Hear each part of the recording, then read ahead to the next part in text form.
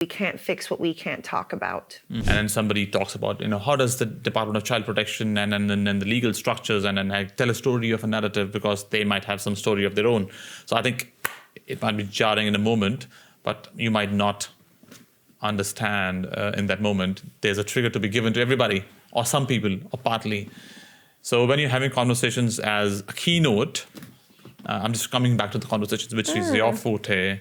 As a keynote, you are having one-to-many conversations. You might not be looking at each and everybody in their eye. You might not know everybody, but you have to be considerate at some level. But you are going with the flow. You are doing what your body is telling you, and then deliver the message in what way or form.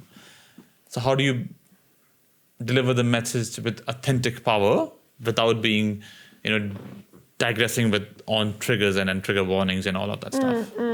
And again, as a speaker, you get experience in reading the room and feeling the room. And so you kind of can get a sense. And of course, certain audiences, if I'm speaking to a tech startup audience, I might use different language than if I'm speaking to accountants, right? There's more conservative, more progressive audiences, not even that those two are examples of that.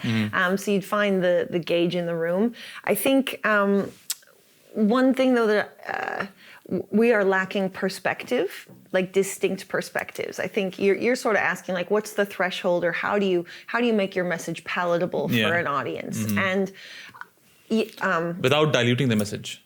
Well, yeah, and I think that people are afraid to say something that's meaningful or something that is unique because they're not willing to take responsibility for that message and for any pushback. So I think you have to understand what you're about, but say the thing that might be difficult.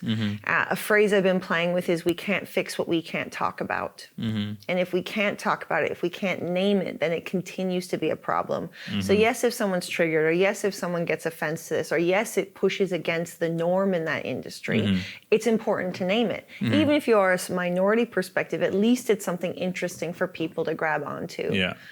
Something I've been writing about recently is hypersensitivity in our culture. So people who are